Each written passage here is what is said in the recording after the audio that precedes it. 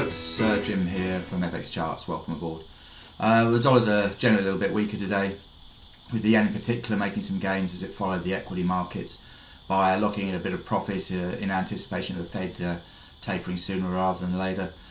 We've got a heavy swathe of data from the EU and the US over the next couple of sessions, and that's going to provide us with further clues. The EU majors have made up a little ground. That's ahead of a busy data release today, including the EU Composite and Services PMIs, the retail sales and GDP, and then from the US we've got the ADP Jobs data, new home sales and the ISM non-manufacturing data, as well as the US trade balance. The Aussie and the Kiwi, they've both bounced from post-RBA meeting lows. Now we await the Australian GDP, which is expected to show a rise of 0.8% quarter-quarter and 2.6% year-on-year. So now if we go to the charts and have a look at the charts, start off with the euro. Let's get a 4-hour chart here. The euro hasn't done a great deal. It's back up above yesterday's lows, down around here at today's session lows was 135.30. It's been up to about 136.13, but it's still below this resistance level here at 136.30. I don't think we're likely to take that out today. We may do, but it depends on the depends largely on the data, I guess. But the charts are pretty flat. That's the 4-hourly indicators. They're pretty flat, and the dailies are likewise. So I don't think we should get too married to a position one way or another here. And realistically, I suspect we're going to chop around, so 135.30, 136.30 range, possibly until the ECB press conference on Thursday lunchtime, Europe time. Dollar yen, on the other hand, that's had a bit of movement.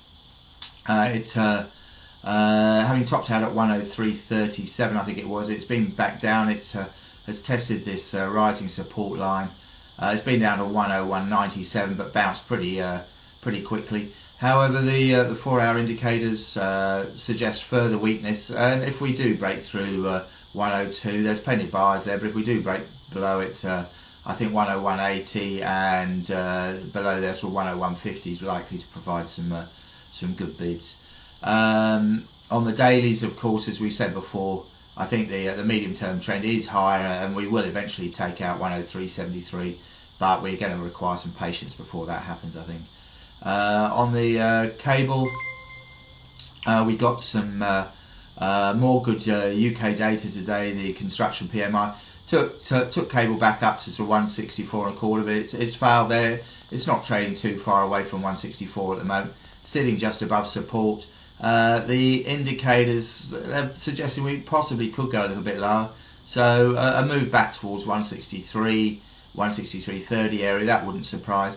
But in the longer term, I think the momentum looks all right for a move higher. In the next couple of days, though, probably ahead of the Bank of England on Thursday, we're probably going to just chop around here. The stochastics look as though they're a little bit overstretched. Could do with a little bit of time to unwind. But in the longer term, sterling looks as though it is recovering, and the UK economy is not performing too badly. So we should probably see further strength there. Dollar Swiss, well, the Swissies are reasonably strong still.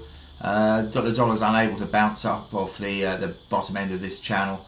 If this continues, we're going to drift down towards 90 and possibly down here to 87.75.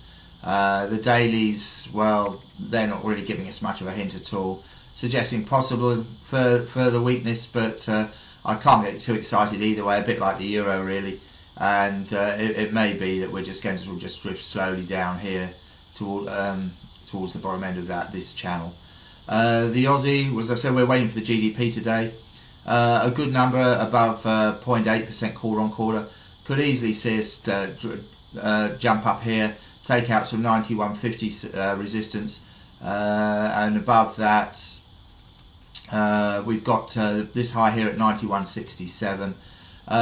If we go above there, then we're heading back really towards this this previous top here at where is it, 92.03, which is FIBO resistance as well. Don't think we're going too much above that.